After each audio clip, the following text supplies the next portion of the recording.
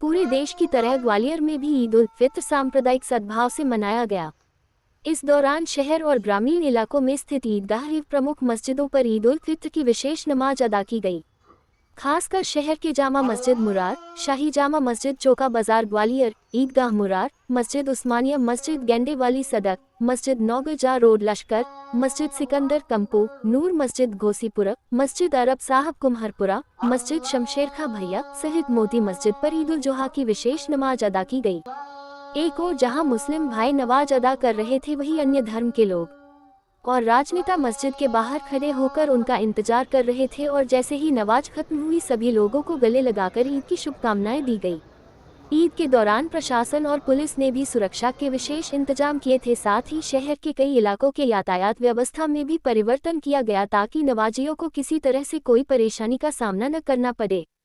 इस दौरान मुस्लिम भाइयों ने कहा कि नमाज के दौरान खुदा से देश में शांति सद्भावना के साथ साथ देश की तरक्की और खुशहाली की दुआ मांगी।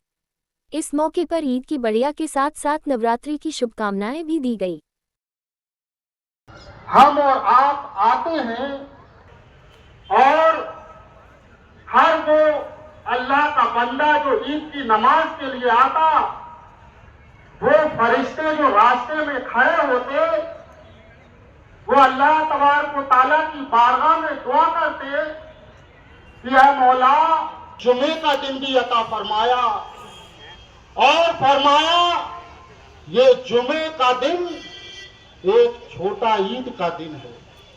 तो पता ये चला खुशी मनाएंगे, दोबारा फिर खुशी आएगी, फिर ईद आएगी, हम ईद मनाए।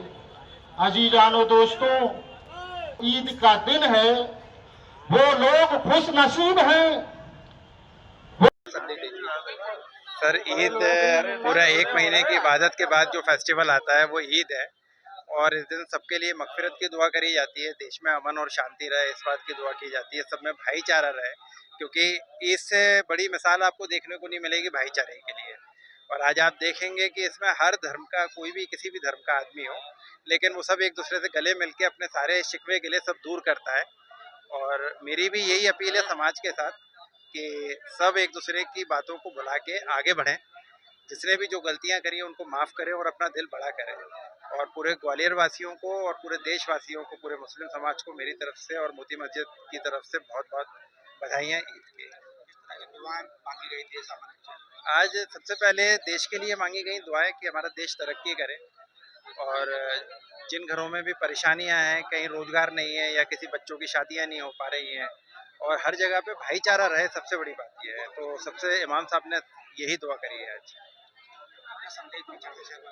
मैं संदेश यही देना चाहता हूँ कि इस ईद के साथ एक नए युग की शुरुआत करें, जैसे हमारे वजीर आजम साहब ने शुरुआत करी है किट बांट के, ऐसे हम लोग भी अपनी एक शुरुआत करें कि एक दूसरे के साथ सब मिलके चलें। और इंसानियत से बड़ा मजहब कोई नहीं है, किसी भी धर्म में जिसमें जिसमें सब सिखाया गया है उसमें इंसानियत से बड़ा मजहब कोई नहीं है। और किसी के बहकावे में नहीं आए, किसी की बातों में नहीं आए, और नमाजी नहीं, पूरे मुल्क का ऐसा कोई त्योहार नहीं है जो घरों में बनाया जाता हो। तो सारी चीज़ें जब हमारे पास दुनिया की सब चीज़ें अवेलेबल हैं, तो हम चाहे सड़कों पे बनाएं, गली में बनाएं, मोहल्ले में बनाएं, अपनी छतों पे बनाएं, उन सब के लिए हम लोग स्वतंत्र हैं।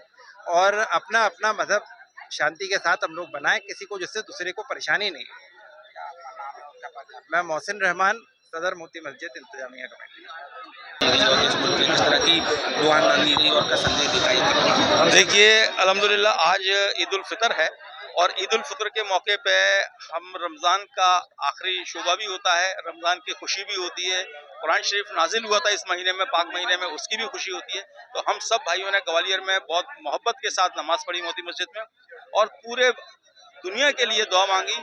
हम सब हिंदू भाइयों के लिए, मुसलमान भाइयों के लिए दुआ मांगी, खास तौर पे हमने अपनी माँ भारती के लिए दुआ मांगी, अपने प्यारे हिंदुस्तान, अपने प्यारे मुल्क के लिए दुआ मांगी कि हमारे मुल्क में अमन व अमान रहे, हमारा मुल्क विश्व गुरु बने, और जो ताकतें पूरे दुनिया की हमारे भारत को कमज़ोर करने की कोशिश कर रही हैं वो सारी नेस्त नाबूद हों, और भारत अपना परचम पूरे विश्व में लहराए। यही हमारी आज के लिए दुआ है। सबको ईद की बहुत बहुत शुभकामनाएं, और साथ में ही नवरात्रे भी शुरू हो रहे हैं, तो हमारी सभी भाइयों को नवरात्रि की भी बहुत बहुत शुभकामनाएं। जय हिंद, जय भारत।